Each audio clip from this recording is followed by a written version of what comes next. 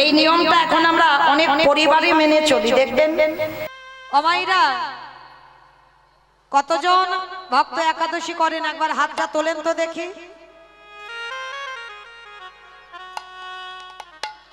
বাহ, অনেক ভক্ত, বেশ বেশ সুন্দর। যারা যারা তুলেছেন তাদের চরণে কোটি কোটি দণ্ডবত, আর যারা তোলেননি তাদের চরণে আরো আরো ডবলের দণ্ডবত। কি গো, সংসার সুখের হয় পুরুষের গুণে। মামা কি বললো? রমণীর গুণে? তাহলে ভুল বললো। সংসার সুখের হয় বলে পুরুষের গুণে, বলে না খনার বচন রমণীর গুণে। তাহলে রমণীর গুণে যদি সংসার সুখের হয় তাহলে মা হাত সব উঠলো না কেন? কি গো, খিদে খিদে লাগে? অমাইরা তো যারা যারা একাদশী করেন না, চরণ ধরে বলে যায় কিছু করেন না করেন, অন্তত একাদশীর উপবাসটা অবশ্যই পালন করবেন। কারণ একাদশী তিথিতে যারা অন্ন প্রসাদ সেবা করবে, বাবা মাকে হত্যা করলে যে পাপ হয় সেই পাপের বোঝা নিতে হবে। একাদশী তিথিতে অন্ন সেবা করলে, গুরুদেবকে হত্যা করলে যে পাপ হয় সেই পাপের বোঝা নিতে হবে। একাদশীতে অন্ন সেবা করলে, গোমাতাকে হত্যা করলে যে পাপ হয় সেই পাপের বোঝা নিতে হবে। একাদশীতে মা পঞ্চশস্য নিষিদ্ধ। আমি তো বলে যাচ্ছি না বাবা যে একেবারে তোমরা নির্জলা থাকো। নির্জলা হবো কেন? আমরা ফল আহার করবেন, অনুকল্প পাবেন, এগুলো তো পাবেন, দুধ ছানা পাবেন, এগুলো তো পাওয়া যাবে। তাহলে একাদশী করতে গেলে বাবা পঞ্চশস্য বাদ দিয়ে এগুলো আহার করতে পারবেন। কারণ এই পাপটাকেও সৃষ্টি করেছে ভগবান, পূর্ণটাকে সৃষ্টি করেছে ভগবান। তো পাপ পুরুষ যখন আমার ভগবানের কাছে কেঁদেছিল, প্রভু সবাই যদি একাদশী করে পূর্ণ সঞ্চয় করে ফেলে তাহলে আমি পাপ, তুমি আমাকে সৃষ্টি করেছো, আমি যাব কোথায়? তখনই আমার ভগবান বলেছিল, শোনো পাপ পুরুষ, আমি তোমাকে সৃষ্টি করেছি, তোমাকে যেখানে সেখানে রাখবো না, তোমাকেও গ্রহণ করবে ভক্তরা। কবে? একাদশী ব্রত, একাদশী তিথিতে যারা যারা অন্ন প্রসাদ সেবা করবে, ওই অন্নের ভিতরে পাপ লুকিয়ে থাকবে। মায়েরা যারা যারা জানো না, যারা শুনে নিলে খবরদার আর ভুল করো না। একাদশীতে যারা যারা অন্ন সেবা করবে, ওই অন্নের ভিতরে পাপ লুকানো আছে। প্রত্যেকটা গ্রাসে গ্রাসে তুমি পাপ সেবা করবে, পাপ ভক্ষণ করবে, আর তোমাকে রৌরব নরকে পতিত হতে হবে। সংসার সুখের হয় যদি রমণীর গুণে হয়, একটা নারী পারবে মা গোটা পরিবারটাকে কৃষ্ণ ভক্তের পরিবার করতে। ছোট ছোট বাচ্চাদেরকেও শেখাবে। আমার ছেলে আজকের 18 বছর বয়স, 5 বছর বয়স থেকে বাবা একাদশী ব্রত পালন করছে। আমার এই যে বোনটা বসে আছে, ওর ছেলে ছোট্ট 3 বছরের ছেলে, এখন থেকে একাদশী করে। মানে জন্ম থেকে প্রসাদ বুঝি তো বটে, আর জন্ম থেকেই একাদশী কে করবে? মা। বাবা শিক্ষা নয়, মা করবে। তাহলে ঘরের নারী যদি ঠিক হয়, ও গোটা পরিবারটাকে কৃষ্ণ ভক্তের পরিবার হতে হবে হবে হবে। ঘরের যে বউ হয়, ঘরের যে ঘরণী হয় না, সবার আগে কোনোদিন খেতে নেই।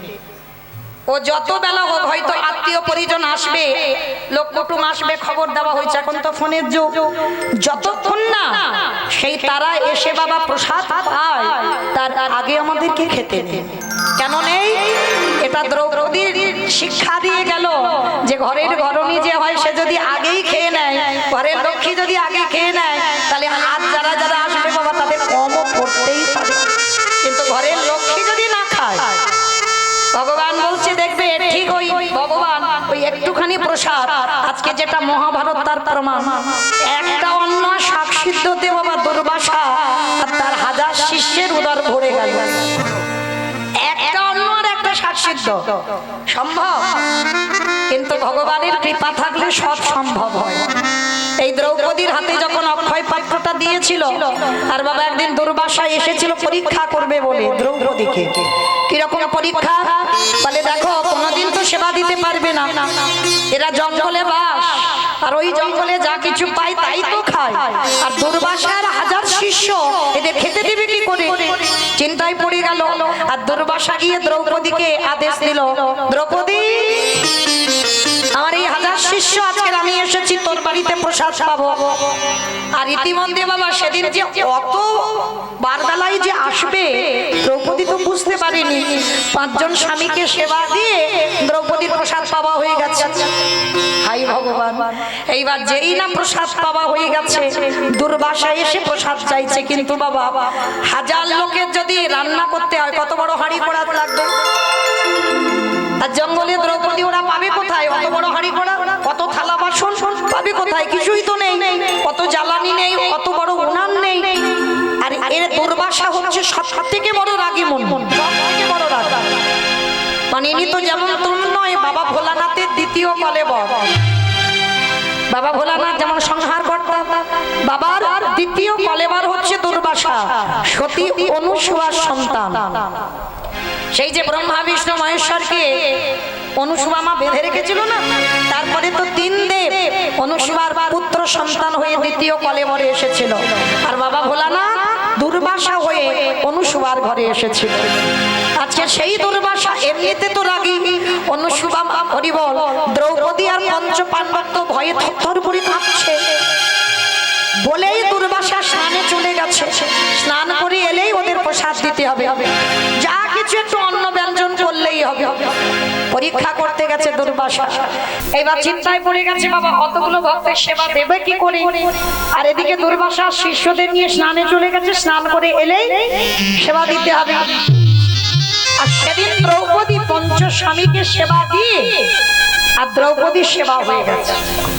ওই যে বললাম, ঘরের নারী যদি বাবা, ঘরের লক্ষ্মী যদি সেবা হয়ে যায় তাতে কম করতে পারে।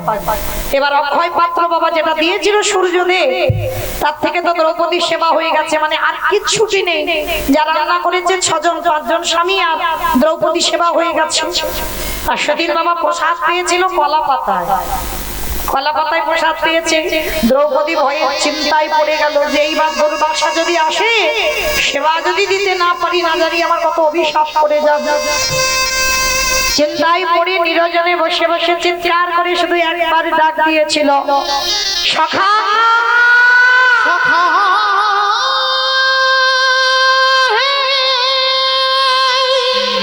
একেবারে দেখা দাও, আমার যে ঘোর বিপদ একেবারে দেখা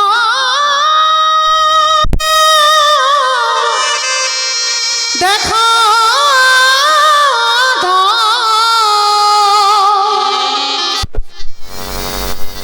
দেখা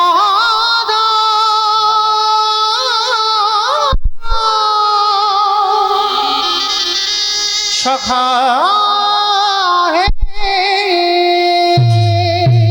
যেই না দ্রৌপদী একবার আকুল সখা বলে ডাক দিল, আরে কি ভগবান থাকিতে পারে?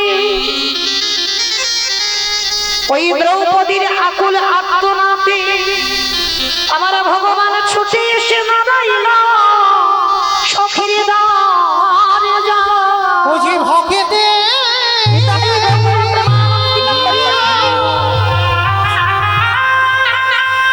বুঝি ভকেতে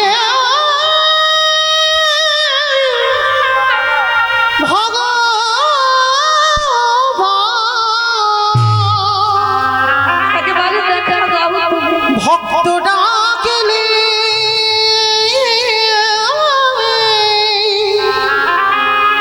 রহিতে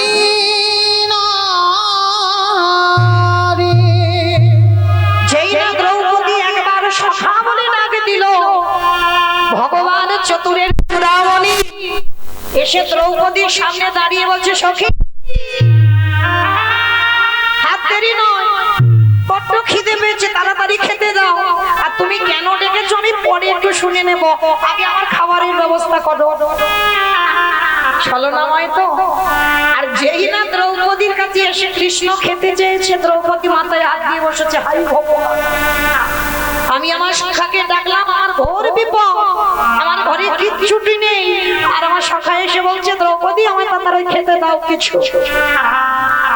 ভগবান এসে বলছে, কি ব্যাপার সখী, এখনো দাঁড়িয়ে আছো কেন? খেতে দাও, আমায় বড্ড খিদে পেয়েছে। যেই না ভগবান দাঁড়িয়ে দাঁড়িয়ে সখীকে ডাক দিয়েছে, আমার দ্রৌপদী এসে করো জোর করে বলে, সখাকে তুমি কি সত্যি অন্তরে জানি ভগবান নয়? আমি যে কেন তোমাকে ডাক দিলাম না তুমি কি বোঝো না? ভগবান হেসে বলছে আমি খুব বুঝি, মানে ওইটা আমি পরে শুনবো, আগে আমার খেতে দাও তারপরে আমি তোমার কথা শুনবো। আর আমার পেটে যখন এত খিদে আমার তোমার কথা আমি কানে শুনতেই পাবো না।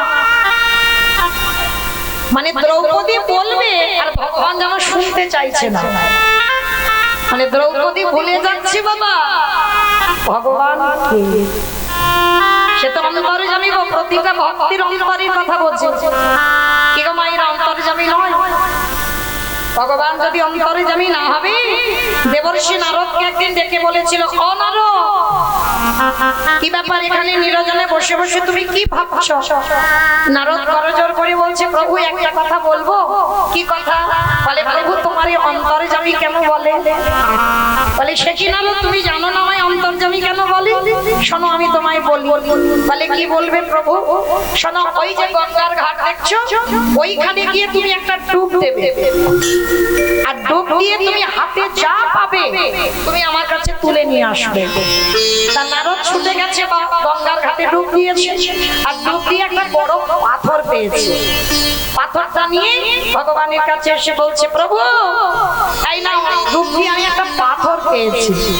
আর যেই না পাথরটা কাছে এনে ধরেছে, ভগবান বলছে, আচ্ছা নারদ এবার পাথরটা এখানে দ্বিখণ্ডিত করো। আর যেই না পাথরটা দ্বিখণ্ডিত করা, সঙ্গে সঙ্গে পাথরের ভিতর থেকে ছোট ছোট পিঁপড়ে বার হচ্ছে। তা ভগবান হেসে বলছে, নারদ কিছু বুঝলে? বলে, ঠাকুর তোমার মাথা ঠিক আছে তো? আমি তোমার কাছে জানতে চাইলাম তোমাকে অন্তর্যামী কেন বলে, আর তুমি বললে নারদ ডুব দাও, তুমি ওর ভিতরে কি আছো বুড়ি আনো, আবার এখানে আনতে বলছে ভেঙে দাও, আমি কিছু বুঝতে পারছি না। নারদ, পাথরটা ছিল কোথায়? তাহলে কেন ঠাকুর জলের তলায়? আর জল থেকে যখন নিয়ে এলে এখানে যখন ভাঙলে তুমি কি জানতে পাথরের ভিতরে এই ছোট ছোট পিঁপড়ে বাসা বেঁধে আছে? বলে, না আমি কি করে জানবো? বলে, নারদ ওই জলের তলায় পাথরে ছিল, পাথরের ভিতরে পিঁপড়ে বাসা বেঁধে ছিল। ওদের আহারের ব্যবস্থা জগতে কেউ করে না, ওদের আহারের ব্যবস্থা আমাকে নিত্য করে দিতে হয়। আর এই জগৎ সংসারে প্রত্যেকের অন্তরের কথাই আমি বুঝি, আমি জানি। নারদ এইবার বুঝলে তো, সবার অন্তরের কথা আমি জানি বলে আমি হলাম জগতে অন্তর্যামী। ও এইবার বুঝেছি প্রভু। তা ভগবান অন্তর্যামী সখী দ্রৌপদীর কাছে এসেছে, সখী পরে তোমার কথা শুনবো, আগে আমার খেতে দাও, বড্ড পেটটা জ্বলছে। শেষে বিরক্ত হয়ে দ্রৌপদী বলছে, সখা আমার কথা শুনবে তো? আমার কথা না শুনে তুমি বলেই যাচ্ছ শুধু। আচ্ছা ঠিক আছে আমি এবার শুনবো, বলো কি হয়েছে। সখা হে, তুমি যে আমার ঘরে আজ সেবার কথা বলছো, কিন্তু সূর্যদেব যে অক্ষয় পাত্র দিয়েছিল আজকে আমি প্রসাদ পেয়ে নিয়েছি, কিছু তো নেই, আমি তোমাকে কি দেব? আর তুমি জানো আজকের আমার ঘরে দুর্বাসা 1000 শিষ্য এসেছে, তাদেরকে প্রসাদ দিতে হবে, কিচ্ছু নেই ঘরে, আমি দেব কি করে? ভগবান বাবা দুর্বাসার কথাটা শুনছে না। ভগবান বলছে, দ্রৌপদী আজকের কিসে করে প্রসাদ পেয়েছো? বলে, সখা কলা পাতা জুটেছিল আজকে। আচ্ছা তোমার ওই এঁঠো পাতাটা কোথায় ফেলেছো? বলে, কি হবে সখা? বলে, বলো না, তারপরে বলছি। এইবারে যেই না দ্রৌপদী দেখিয়ে দিল কলা পাতা ফেলে দিয়েছে, যেমন নর্দমায় আমরা ফেলে দিই, ভগবান ইঙ্গিত করে বললেন, সখী গো ওই কলা পাতা থেকে ভালো করে গিয়ে দেখো ওই পাতাতে কি কিছু প্রসাদ লেগে নেই। দ্রৌপদী অবাক হয়ে গেল, সখা তুমি এটা কি বলছো? আমি পাতা নর্দমায় ফেলে দিয়েছি আর তুমি ওখান থেকে কুড়িয়ে পাবে? বলে, সখী গো তুমি বোধহয় জানো না,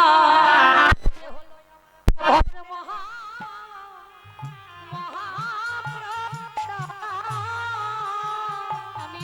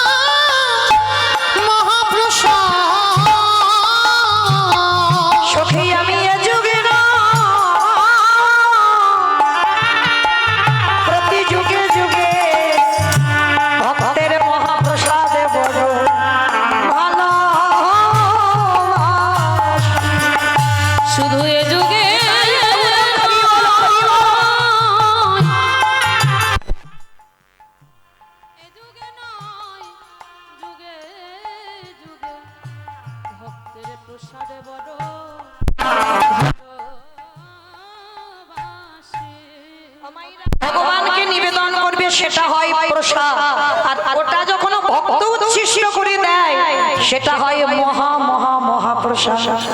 এই যে জগৎ সংসার মাঝে ভগবান বললেন আমারে ভালোবাসতে হবে না, এই জগতে যদি কোনো একজন সৌভাগ্যক্রমে একজন শুদ্ধ ভক্ত পেয়ে যায়, যদি কোনোদিন সেই ভক্তের উচ্ছিষ্ট প্রসাদে পেয়ে যায়, তারে নরজন ধন্য হবে গো। তাই গৌরব হরিব। ভক্ত প্রসাদ পেয়ে যায় গো, আর নরজন ধন্য হবে। আস্তে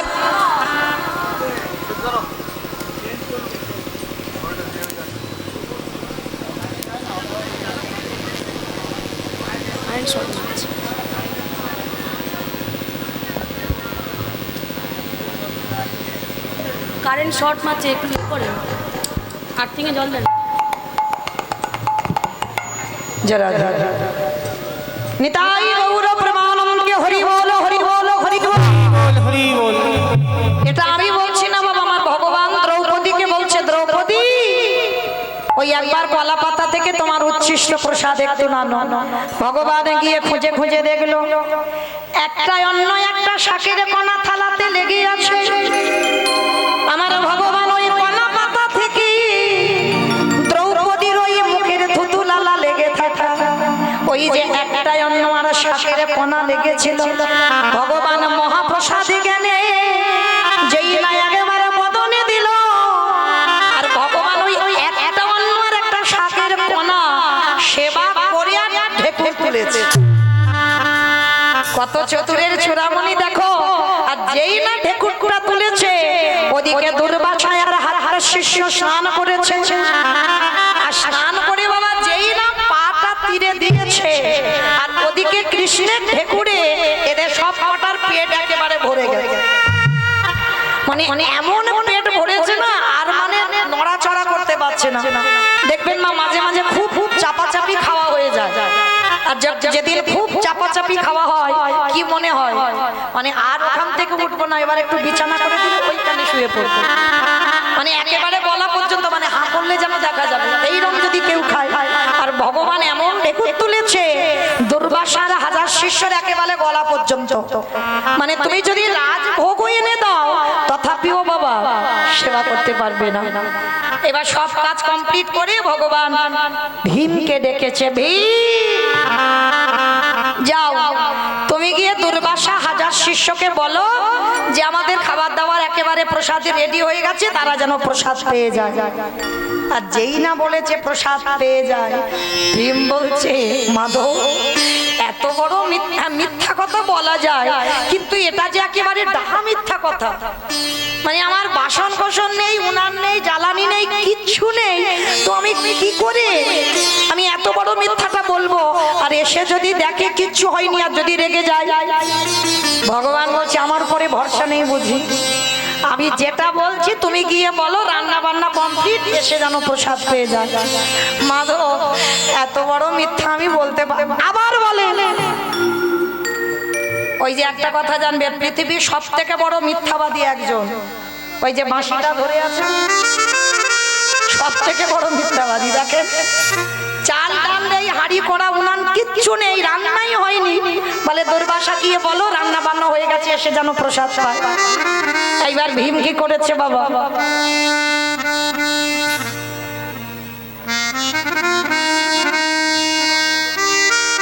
যেই না নয়ন জলি আমার ওই বক্ষ যুগল ভাষায় কাঁদিয়ারে বলে হৃদয়ময়, একবার বলে দাও কি বলবে, তুমি গিয়ে বলো যেন সেবা করে যায়। এইবার ভীম ধীরে ধীরে যায়, আরে যেই না ধীরে ধীরে গিয়ে দুর্বাসা তার হাজার শিষ্য শয়নে আছে, আর এত খাবার খেয়েছে বাবা, মানে পেট আর নড়তে চড়তে পারছে। এইবার ভীম গিয়ে করজোর করে বলছে হে মুনিবর, কৃপা করে আমার বাড়িতে প্রসাদ পাবেন বলেছিলেন, কৃপা করে যদি প্রসাদটা পেয়ে নেন। যেই না বলেছে প্রসাদটা যদি পেয়ে নেন, সঙ্গে সঙ্গে দুর্বাসার হাজার শিষ্য করজোর করে বলছে অসম্ভব। আমি বলেছিলাম ঠিক কথা, কিন্তু আজকের আর প্রসাদ পেতে পাবো না। কেন পারবে না? বলে বুঝতে পারলাম না, স্নান করে উঠে আমাদের কি হলো কজনে, মানে এত হঠাৎ করে যেন পেট ভরে গেল, আর কোথাও আমরা যেতেও পারবো না, এখান থেকে আর খেতেও পারবো না, তুমি ভীম ক্ষমা করে দাও। আর যেই না দুর্বাসা বলা, ভীম তো শোনা মাত্র চমকে ভীমি মনে মনে ভাবলেন মাধব হে, আজ আমার চৈতন্য হয়ে গেল, এই জগতে কোন বিপদে পড়ে যদি সব কিছু বাদ দিয়ে যদি গোবিন্দ চরণ আশ্রয় করে বসে থাকে, ভগবান বলছে সকল বিপদে যদিও পড়ে যায়, সকল বিপদ থেকে আমি তাকে মুক্ত করে দেব। এইবার ভীম গিয়ে ভগবানের কাছে মাথাটা নিচু করে দাঁড়িয়েছে। ভগবান মুচকি মুচকি হেসে বলছে, কি ব্যাপার ভীম, এলো না? বলে প্রভু কি গন্ডগোল হলো বুঝতে পারিনি, যেই না বললাম প্রসাদী রেডি, আপনারা চলে আসেন, বললো তাদের নাকি খিদেই নেই। ভগবান হেসে বলছে, ভীম জিজ্ঞেস করুনি কি করে হলো? বলে না, তারা বলছে তো নিজেরাই জানে না, কিন্তু সখী দ্রৌপদী আড়াল থেকে মাধবের দিকে তাকাইয়ে আছে। হে সখা, এই জগৎ সংসারে আছে ভক্তির মান বাড়াবার লাগি, তুমি শুধু এ জন্মে নয়, তুমি জন্ম জন্ম তুমি ভক্তের হয়ে যাও। ওই তাই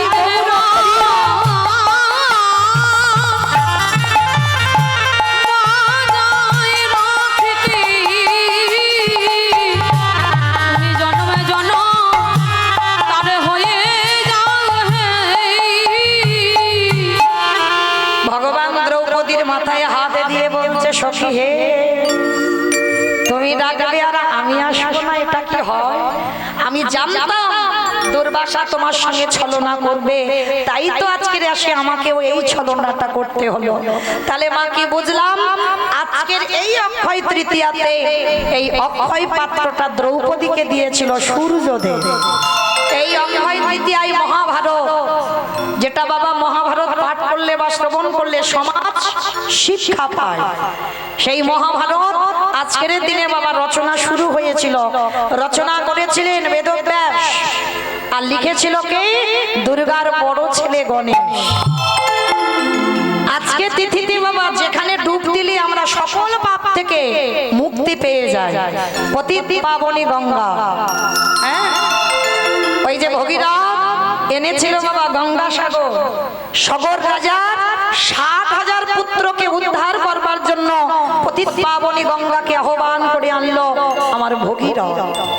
তাহলে আজকে তিথিতে বাবা জগন্নাথ ধামে যারা যাবেন রথযাত্রায়, আজকে তিথিতে ওই জগন্নাথের রথের কাঠ তৈরি প্রথম আজকে থেকে শুরু হয়। হ্যাঁ, মানে ভরি ভরি প্রমাণ সমুদ্র মন্থনে বাবা কুবেরের সেই ধন সম্পদ মা লক্ষ্মী আজকে তিথিতে উঠেছিল। ওই জন্য যাদের যাদের ঘরে লক্ষ্মী প্রতিষ্ঠা করা আছে, আজকের একটু লক্ষ্মী প্রতিমাকে পূজা করতে হয়, লক্ষ্মী নারায়ণ পূজা করতে হয়। হ্যাঁ, কি মায়েরা আজকের একটু পূজা অর্চনা করেছো তো? ওই যে বললাম আজকে যা যা কিছু করবি সবটাই অক্ষয় থেকে যাবে।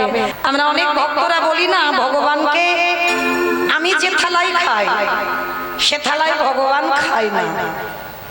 কি মায়েরা বিশ্বাস করেন তো এগুলো? তাহলে এগুলো যদি ঠিক হবে বাবা, যত যত ভক্ত ভগবানের কৃপা পেয়েছে, তাকিয়ে দেখেন মুকুন্দ সরকারের ছেলে রঘুনন্দন, বাবা মন্ত্র দিয়ে ডাকে, চিকিৎসক চলে গেল চিকিৎসায়, ছেলে ছোট ছেলে রঘুনন্দনকে বলে গেল বাবা ভোগটা একটু লাগিয়ে দিস। ছেলে বলেছিল বাবা মন্ত্র তো জানি না। বলে মন্ত্রের দরকার হয় না, মন যদি শুদ্ধ হয় ভগবানই সেবা করে। তা রঘুনন্দন জানতো বাবা বোধহয় দেয় আর গোপীনাথ বোধহয় খায়, ও তো জানে না যেমন কারার ডালা তেমনই থাকে। আর রঘুনন্দন গিয়ে কিভাবে খাওয়ালো গো? কি রে খাবি না? ও বাবা মন্ত্র দেয় বলে খেয়ে যাস, আর আমি মন্ত্র দিচ্ছি না বলে খাচ্ছিস না? তাহলে ভালোবাসতে গেলে ভগবানকে ওইভাবে ভালোবাসো। যেমন বাবা দক্ষিণেশ্বর কালীবাড়ি শ্রী শ্রী রামকৃষ্ণ পরমহংসদেব মানে সাক্ষাতে মা ভবতারিণীর সঙ্গে কথা বলতো, ঠাকুর মার সঙ্গে কথা বলতো। দক্ষিণেশ্বর গঙ্গার পাড়ে পায়খানায় বসেছি, একটা কচি শশা ভেসে যাচ্ছে। ঠাকুর পায়খানা করতে করতে ভাবলো ওই শশাটা যদি আমার মাকে দিতাম না, আমার মা মজা করে খেত। সেই পায়খানা করা অবস্থায় মা সে একেবারে ঝাঁপ দিয়ে শশাটাকে নিয়ে মার মন্দিরে ছুটে গেছে। পায়খানা পড়ে আছে বাবা, এখনো সেদিকে খেয়াল নেই। ভগবানকে ভাসতে গেলে বাবা কোনো কন্ডিশনে ভালোবাসা হয় না। সবরী মার চরিত্র শুনলেই বুঝতে পারবেন। ঠাকুরও যখন ওই শশাটা মার মুখে দিল না, মা আসছে না, খাচ্ছে না। ঠাকুর বলছে, ও আমি খাইনি বলে তুই খাস না, তাহলে আমি খেয়ে দিই। ঠাকুর একটা কামড় দিয়ে মার সামনে ধরেছে, বাক্য খা। একে বলে ভালোবাসা। ভালো করে ভেবে দেখো, তুমি তোমার ছেলেটাকে যেভাবে ভালোবাসো সেইভাবে তো ভালোবাসতে হবে। তুমি তোমার স্বামীকে যেভাবে ভালোবাসো সেইভাবে ভালোবাসতে হবে। সেইভাবেই ভালোবাসলে তবেই ভগবানের কৃপা পাওয়া যাবে। তো আজকের লীলাতে আপনারা বুঝতে পারবেন, এই যে মা সবরী চণ্ডাল বলে জন্ম নিয়েছিল। আমরা সমাজ যাকে বলি ছোট যা, কিন্তু ভগবানকে পেতে গেলে বাবা শুধু ব্রাহ্মণ বংশে জন্ম নিলেই যে ভগবান ভক্তি হবে না। মুচি হয়ে শুচি হয় যদি কৃষ্ণ ভজে, শুচি হয়ে মুচি হয় যদি কৃষ্ণ তজে। এই সবরী মায়ের বাবা ছিল হীরা চণ্ডাল আর মা ছিল মাতা মোহিনী। কিন্তু এই ভক্তদের বাবা জগতে যত যত ভক্তের চরিত্র শুনেছেন, সমস্ত ভক্তদের জন্মটা আর তাদের জীবনটা শুনলে অবাক হয়ে যাবে। আর তাদের জীবনী শ্রবণ করে মনে মনে ভাববেন, কতটুকু জীবনে কষ্ট পেয়েছে যে আমরা কৃষ্ণ পাবো, কতটুকু জীবনে আমরা চোখের জল ভগবানের চরণে দিয়েছি আমরা কৃষ্ণ পাবো। যারা যারা ভক্ত হয়ে এসেছে একবার লক্ষ্য করবেন, আজকে এই মাতা মোহিনী আর হীরা চণ্ডাল তখন সবরী জন্মের আগের কথা বলছে। স্বামী স্ত্রী দুজন সংসার, রঘুপতি রামচন্দ্রের সেবক। একদিন মাতা মোহিনী জলের ঘাটে জল আনতে গেছে। কতগুলো নর নারী মোহিনীকে দেখা মাত্র বলে উঠলেন, এই মেয়ে, তোর মতো নারীর মুখ দেখা মহাপাপ। তোর মতো নারীর মুখ দেখলে আমাদের যাত্রা অশুভ হয়ে যায়, কারণ তোর মতো নারী হাতের দানও অশুদ্ধ। তোর মতো নারীর হাতের দান নিলে আমাদের সে দান কোনো কাজে লাগে না। আর নিঃসন্তানী হয়েছিস যখন, তোর মুখ দেখে কোথাও গেলে আমাদের দিন ভালো যায় না। এই প্রথাগুলো বাবা গ্রামাঞ্চলে আছে, নেই? অনেকে বলে না, যে নারীর প্রথম সন্তান মারা যায় সেই নারী শুভ কাজে লাগে না, সে নারীর মুখ দেখলে আমাদের দিন খারাপ যায়। যে নারী সন্তানের জননী হয় না সে নারীর মুখ দেখলে আমাদের যাত্রা অশুভ হয়ে যায়। এইগুলো ভুল কথা বাবা। শুধু মনে রাখতে হবে যে যার কর্মের দিকে, কাউকে দোষ দিও না। আমি বারবার করে সবার চরণ ধরে বলে যাই, জীবনে যার দুঃখ আসুক, কষ্ট আসুক, কাউকে দুঃখ দিও না। যদি কাউকে বলেও না, ভগবানের কাছে বলো না যে অমুক জনের জন্য আমার জীবন বরবাদ, না। দোষ যদি দিতে হয় মা, নিজের কর্মকে দিতে হবে। আমার ভুলের শাস্তি আজকের আমাকে পেতে হচ্ছে। এ জগতে তুমি দুঃখ পাচ্ছ, ভগবানের কাছে জানাচ্ছ, আর যখন জীবনে তোমার সুখ ছিল ওই তখন তো ভগবানের কাছে গিয়ে বলনি, ঠাকুর আমার জীবনে এত সুখ এলো কি করে, জানিয়েছ কি? তাহলে সুখের সময় যখন বলো না, দুঃখের সময়ও জীবনে গিয়ে বলবে না কেন? ভগবান তার হিসেব করা থাকে, তাকে কতটা দুঃখ দিলে ঠিক হবে, তাকে কতটা সুখ দিলে ঠিক হতো। এটা কোনো মানুষ বিচার করে না বাবা, সবটাই আমার ভগবান বিচার করে আমাদের জগতে পাঠায়। এবার তোমার কর্মের জন্য তুমি কষ্ট পাবে, কর্মের জন্য তুমি সুখ পাবে। তো আজকে লক্ষ্য করে দেখেন এই সবরই মার চরিত্র। মাতা মোহিনীকে সবাই দূর দূর করে, গ্রামে কেউ মুখ দেখতে চায় না। কেন? নিঃসন্তানী, ও সন্তানের জন্ম দিতে পারছে না। একদিন স্বামীর দুটো চরণ ধরে বলছে, স্বামী, যেদিন আমরা থাকবো না আমার প্রভুটা সেবা দেবে কে? মোহিনী, ছি ছি ছি ছি, তুমি চাইছো? চেও না মোহিনী, চেও না, চাইলে কম পড়ে যাবে। আর আমরা তো জানি না মা, তাই তো ভগবানের কে ডাকি, ফলের আশা করি। কিন্তু ভগবান বলছে যে যে ভক্তরা ফলের আশা নিয়ে ভজন করে এ জন্মেও তাদের ডাক ভগবানের চরণে যাবে না। নিঃস্বার্থভাবে ভালোবাসতে হবে, কোনো স্বার্থ নেই। আমি তোমাকে ভালোবেসেছি, ব্যাস, তার বিনিময়ে আমার এটা দিতে হবে, ওটা দিতে হবে, সেটা করতে হবে। ফলের আশা নিয়ে ভালোবাসা নয়, ফলের আশা ছাড়া ভালোবাসতে হবে। তারপরে ভগবান এত কিছু দেবে, এত কিছু দেবে, তুমি ঘরে রাখবার জায়গা খুঁজে পাবে না। আজকের মাতা মোহিনীকে স্বামী বোঝাচ্ছে, হীরা চন্দা, তুমি ভগবানকে ডাকো, সেধে যাও, কেঁদে যাও, সে দেখবে ঠিক একদিন তোমার কোল আলো করে কাউকে না কাউকে পাঠাবে। বেশ, স্বামী স্ত্রী দুজনে মিলে সেবা পূজা আরতি করে। মোহিনী আর কোনোদিন কিছু বলে না। কিন্তু একটা দিন ভগবান কৃপা করে, করুণা করে ওই মায়ের গর্ভে একটা সন্তান করেছে। আর নারী জাতি আমরা যদি সন্তানের জননী হয়, অনুভূতি আছে, অনুভব আছে, বুঝতে পারি। যখনই মাতা মোহিনী বুঝতে পেরেছে সে সমাজে মা হবে, পার মাটিতে পড়ে না। যারা যারা বলতো তোর মুখ দেখলে অশুভ, তাদের বাড়িতে বাড়িতে গিয়ে গল্প করে বেড়ায়, কিরে তোরা বলেছিলিস না আমার মুখ দেখা মহাপাপ, দেখলি তো কেমন সাধ্য সাধনা করে ভগবান আমার ডাকে সন্তান দিতে বাধ্য হলো। সব সহ্য করে বাবা, কিন্তু অহংকার, কিসের এত গর্ব, কিসের এত অহংকার? আজকের মাতা মোহিনী সবাইকে যখনই ডেকে ডেকে বলছে, ভগবান একদিন দৈববাণী করে বলে উঠল, মোহিনী, মোহিনী, সন্তান এখনো জন্ম দিতে পারলে না, তার আগে সবাইকে ডেকে ডেকে বলছো তুমি অসাধ্যকে সাধন করেছো। তাহলে সন্তান জন্ম দেওয়ার আগে যারা আত্মগর্ব হয়, তাহলে সন্তান জন্ম দেওয়ার পরে তার কি পরিণতি হবে? তবে মনে রেখো মোহিনী, যে সন্তান গর্ভে তুমি ধরেছ, এই সন্তান পৃথিবীর আলো বাতাস পাবে, এই সন্তানের জন্ম হবে। কিন্তু অভিশাপ দিয়ে রাখলাম, এই সন্তানের কোনোদিন তুমি মুখ দর্শন করতে পারবে না, পারবে না, পারবে না। মোহিনী চিৎকার করে বলে বলেন, কে তুমি? সন্তানের জন্ম দেব আর সন্তানের মা ডাক শুনতে পাবো না, তার মুখ দেখতে পাবো না।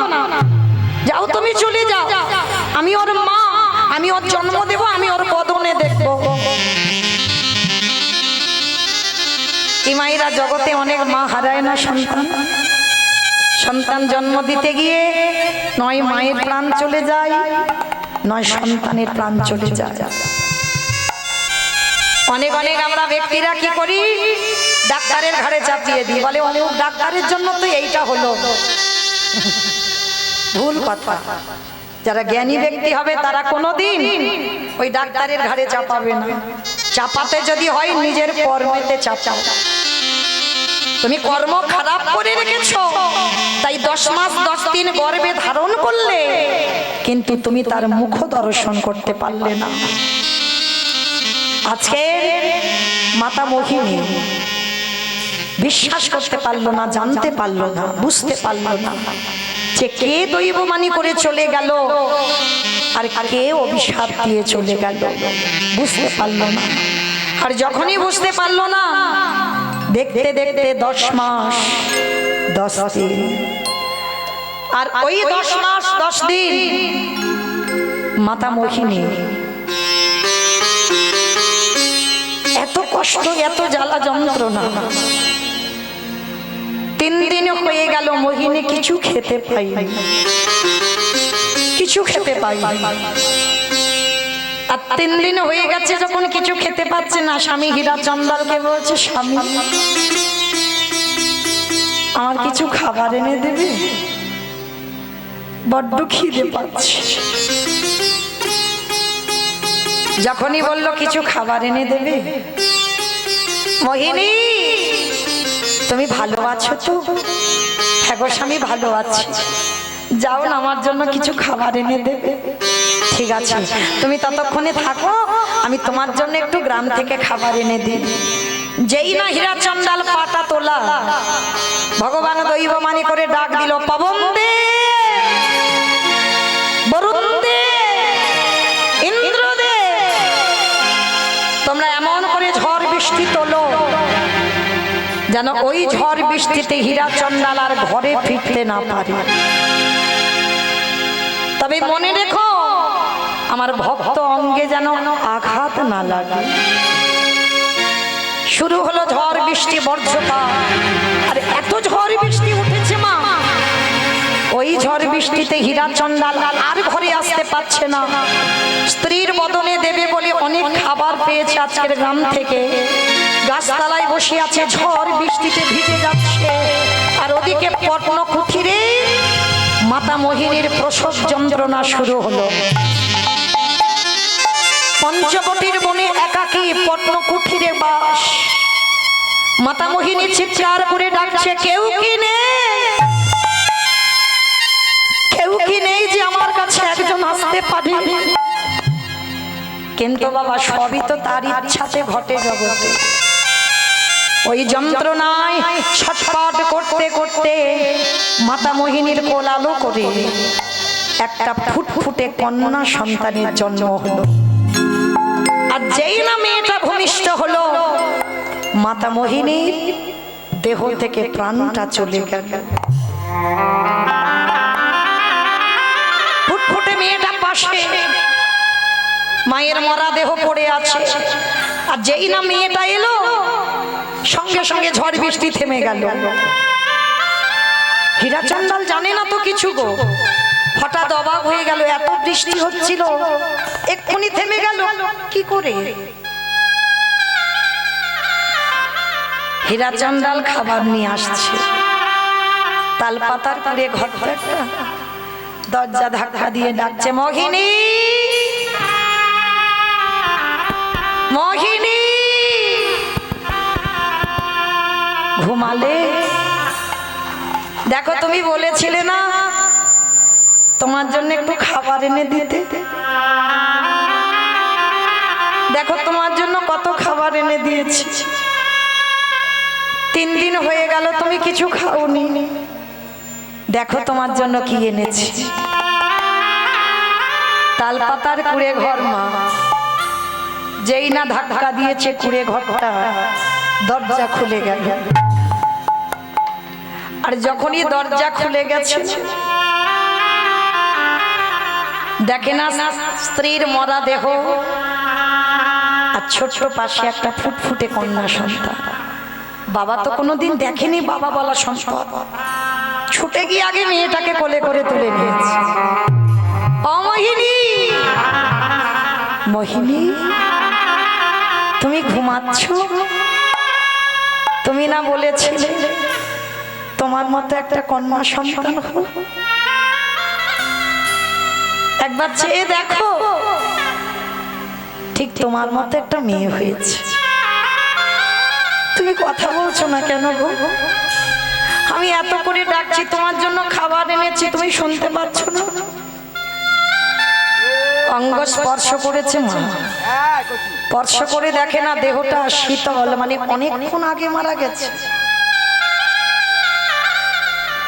নাসিকায় হাত দিয়ে দেখছে নিঃশ্বাস পড়ছে না। যখনই বুঝতে পেরেছে মোহিনী আর নেই, চিৎকার করে বলে উঠল, দয়া মা,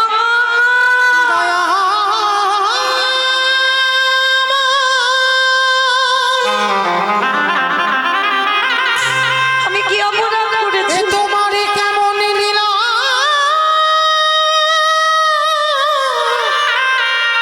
কেমন খেলা, তুমি তো আমার জীবনটা নিতে পারবে। ও গো দয়া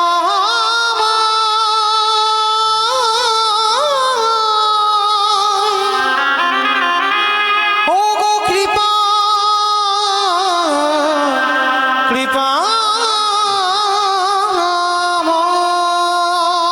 তুমি বলতে পারো এই একদিনের বাচ্চাকে আমি আবার কি করে মানুষ করব? ও মাইরা, সন্তান জন্ম দিয়ে যদি কারোর বাবা চলে যায় বা মারা যায়,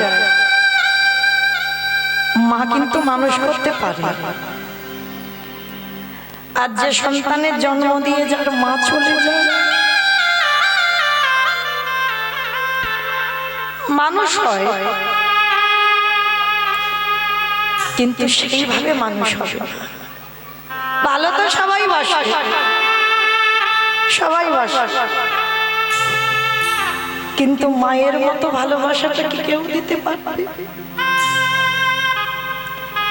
বাবা ভালোবাসে, মাও ভালোবাসে। বাবার ভালোবাসাগুলো হলো ঐশ্বর্য, আর মাদের ভালোবাসাগুলো হলো মাধুর্য। মায়ের মতো মমতা, মায়ের মতো স্নেহ, মায়ের মতো আদর তুমি কোথাও পাবে না। আজকের মাতা ভগিনীর মৃত্যু হয়ে গেল,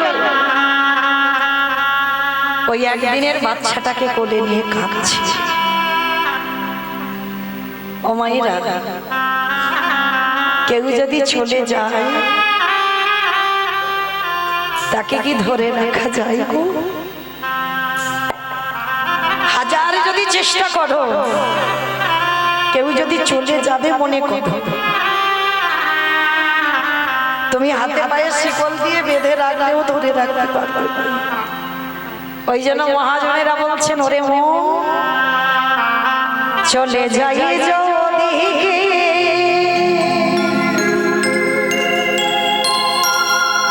বাঁধা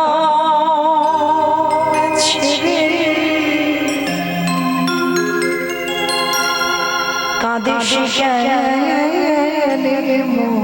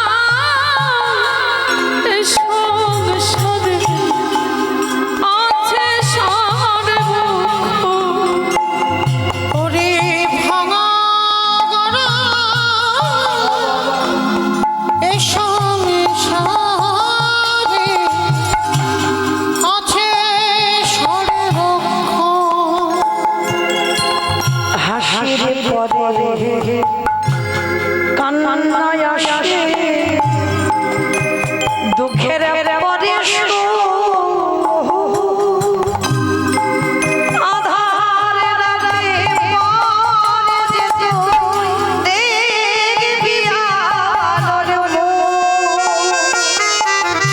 হাসির পরে কান্না আসে, দুঃখের পরে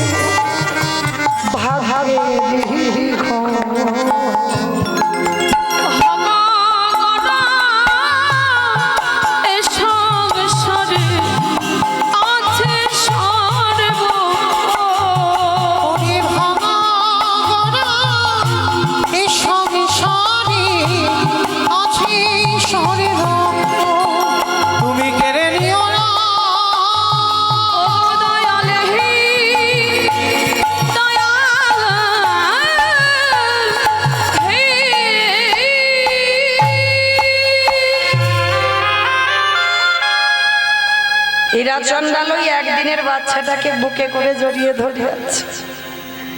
বলো না দয়াময়, এই বাচ্চাটাকে আমি কি খাওয়াবো?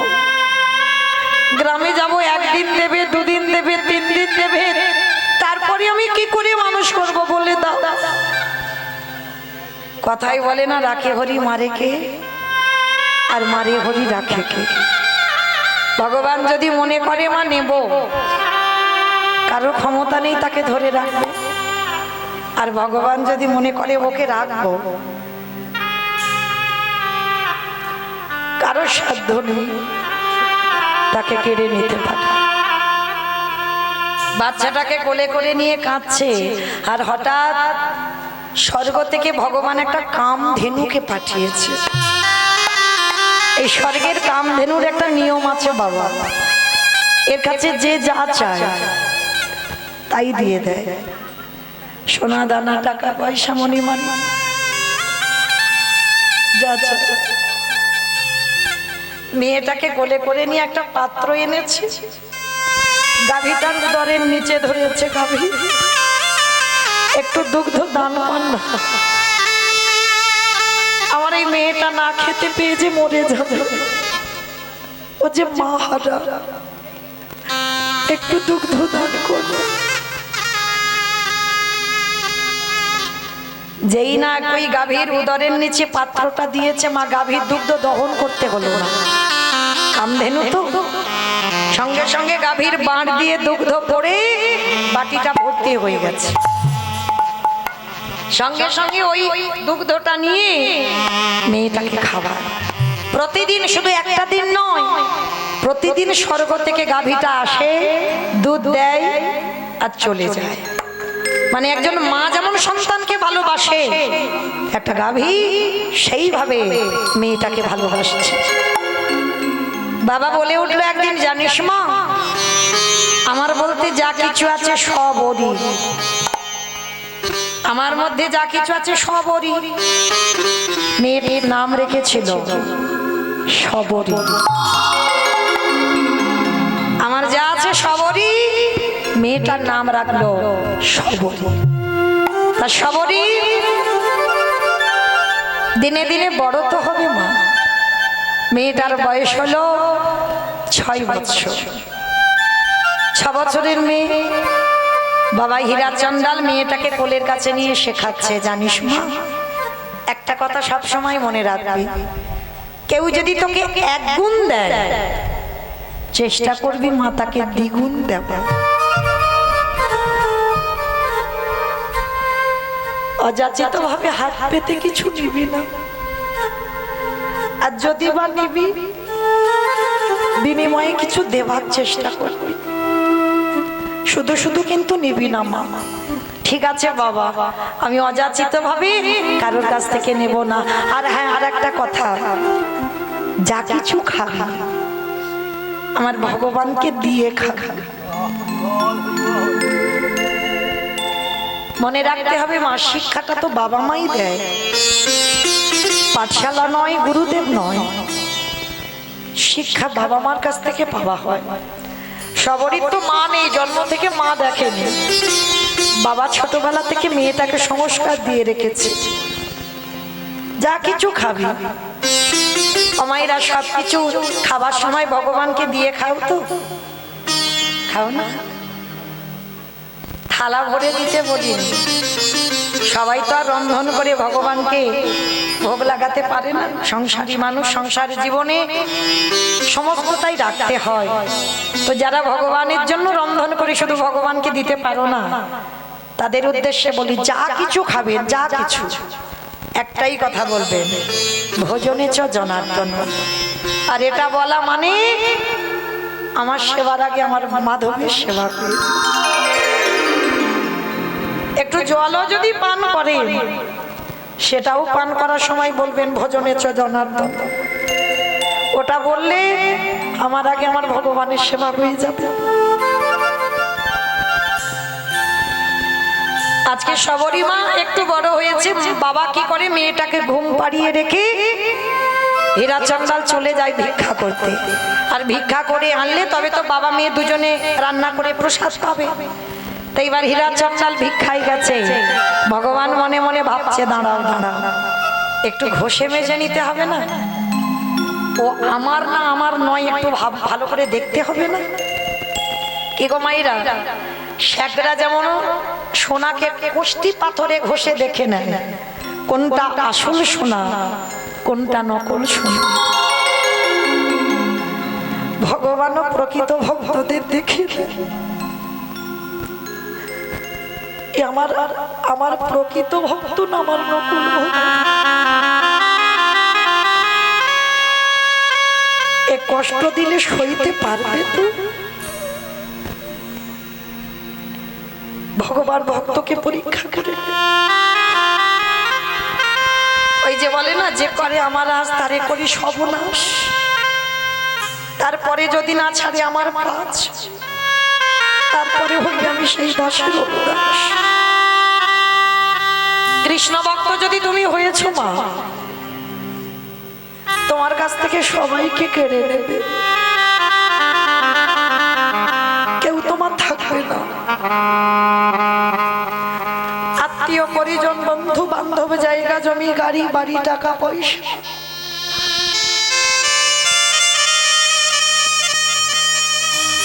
সারা জীবন তুমি কাঙালি হয়ে থাকবে।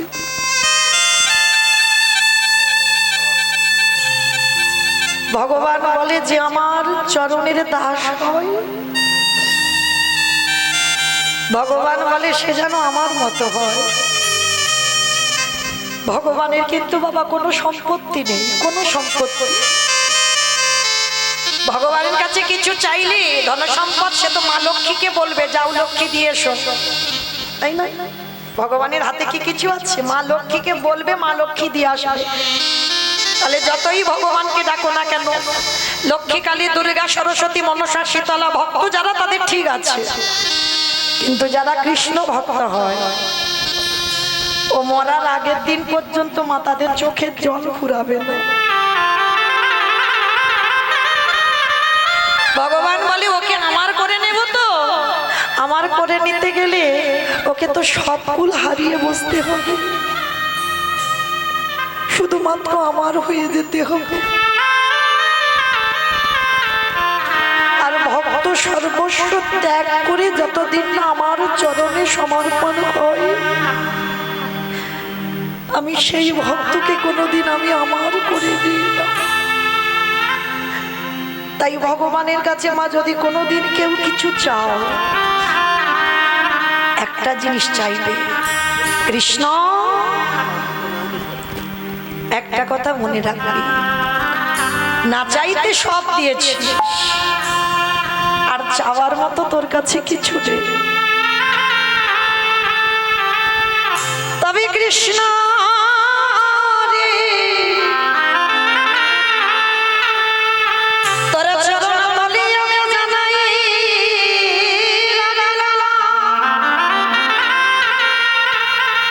এখন যদি তুই আমায় কিছু দিতে এই জগতে আমার কাছ থেকে সব কিছু কেড়ে নে, কিছু আমার কাছে রাখতে হবে না, কিন্তু আমার কাছে একটা সম্পদ রেখে দিন। কি সম্পদ চাইবে? কৃষ্ণ রে আমার চোখের জলে জানো কোনদিন শুকায় না রে, আমি অন্য কিছু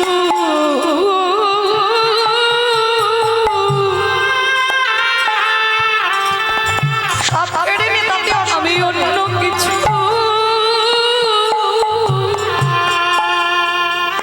নন চোখি না রে, আমার চোখের জল যেন কোনোদিন শুকায় না রে। আমি যেন সারা জনম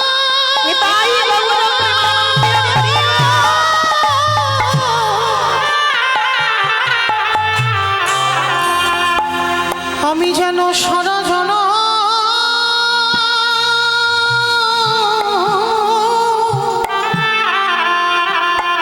যেন কাঁদি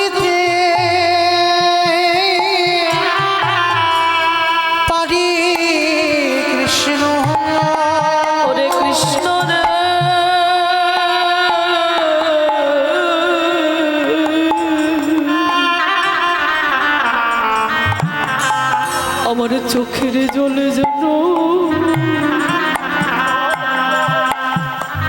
কোনোদিন শুকায় না রে। এই জগতে যত খরা হবে না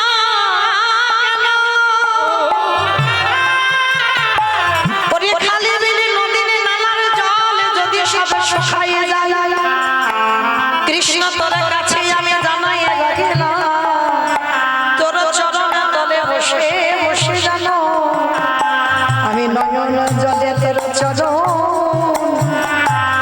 আমি ধরতে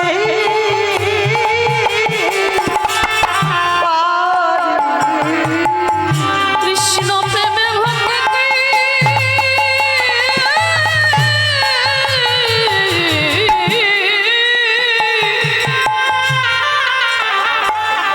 কৃষ্ণ প্রেমে ভক্তি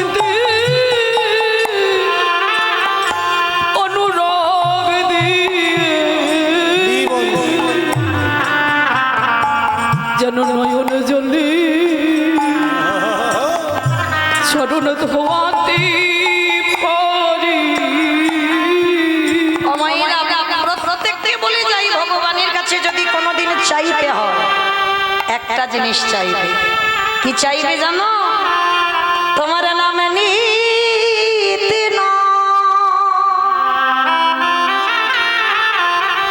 নয়ন ঝরে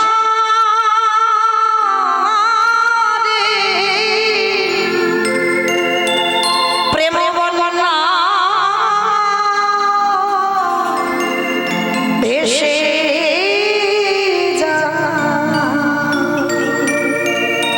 যতদিন আমি পৃথিবীতে থাকবো মাধব তুমি চিরকাল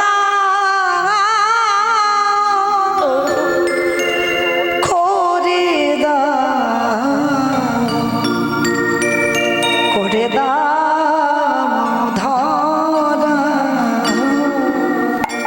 হরি নামে নিতে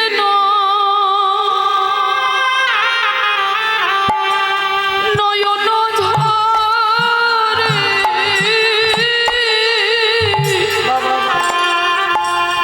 ওগো প্রেম বন্য ভেসে মাধব চিরকম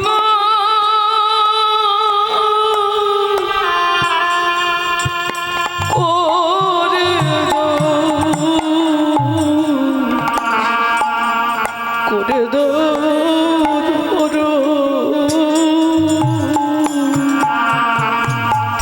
এই গানটা বিজয় সরকারের গান বাবা কত সুন্দর গানের ভাষাগুলো দেখো আবার যদি আসি দয়া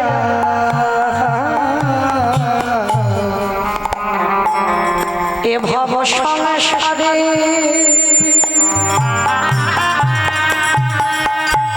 যেন কৃষ্ণ ভক্ত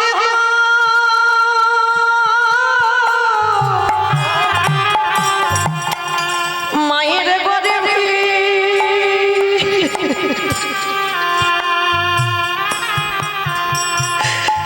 জনম দিও রে দয়া অবর যদি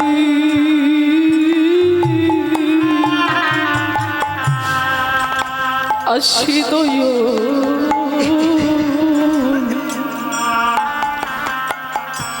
দয়ালে ভব সংসারে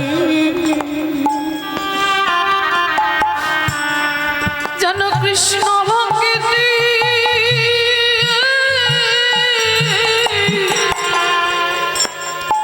মায়ের গর্ভে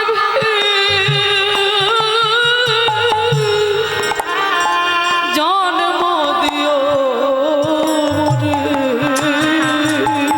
সেদিন আমি মুছি হয়ে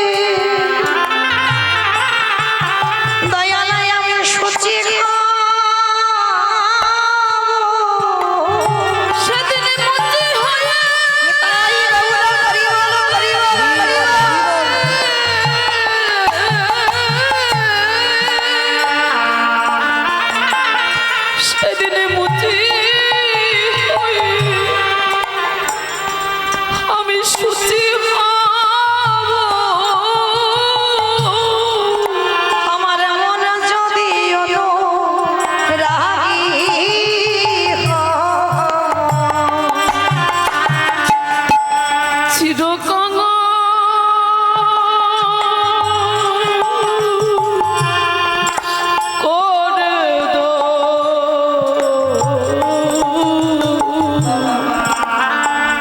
ঘটে ধর কামনা বাসনা ছেড়ে কবে শুদ্ধ হবে মন? কবে ভবিত সঙ্গী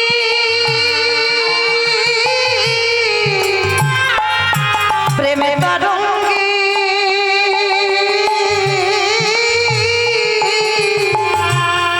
যাব মধুর বৃন্দাবন।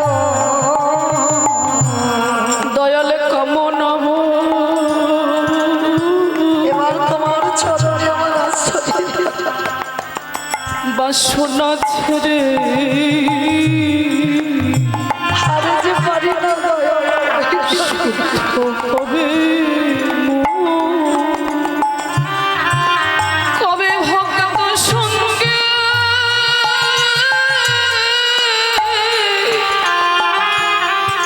দেবে তরঙ্গে যাব মধুর বৃন্দ। সেদিন আমি ব্রজ গোপী সঙ্গে মিশে সেদিন ব্রজ গোপী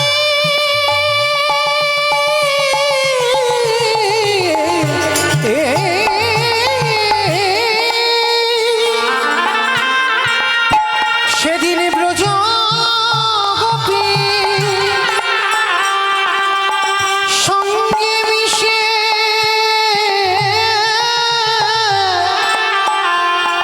ভক্তের পদ ধুলা মাখে চিরকাল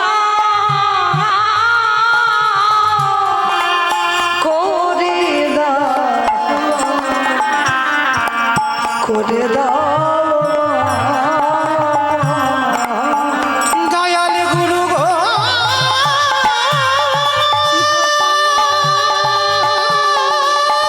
নিতাই গৌতম প্রেমানন্দে হরি বল হরি বল হরি বল।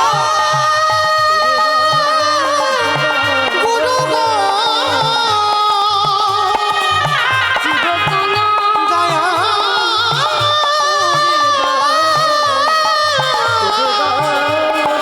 গুরু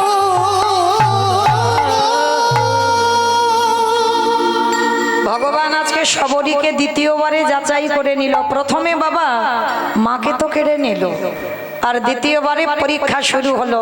মেয়েটা ঘুমিয়ে আছে, আর পাটা লেগে ঘরের কোণে প্রদীপটা ছিল, প্রদীপটা উল্টে পড়ে গেছে। পাতার কুড়ে ঘর, ওই প্রদীপের আগুনে ঘরটা দাউ দাউ করে জ্বলে উঠেছে। আর এমন দাউ দাউ করে জ্বলছে, সবরই তো ঘুমিয়ে আছে, মা ও তো কিছু জানে না। কিন্তু ওই যে গাভীটা মাতৃ স্নেহে দুগ্ধ দিয়ে যায়, স্বর্গ থেকে দেখতে পাচ্ছে সবরই ঘুমিয়ে আছে, আর চারিদিকে আগুন জ্বলে উঠেছে। চিৎকার করে সবরীর কাছে এসে ওই বড় বড় শিং দিয়ে বাবা সবরী মাকে জাগিয়ে দিল। আর সবরী চিৎকার করে ডাকছে, আগুন আগুন আগুন। যেই না আগুন আগুন বলে চিৎকার করছে না, সঙ্গে সঙ্গে বাবা ওই গাভীটা সবরী মাকে কোনো রকমে আগুন থেকে বের করে নিয়ে চলে গেছে। আর হীরাচন্দন তো জানে না, তার ঘর পুড়ে ছাই, ওদিকে ভিক্ষা করে ঘরে ফিরছে। ওগো ভগবান তুমি এখনো কেন গো নীরব হয়েছ?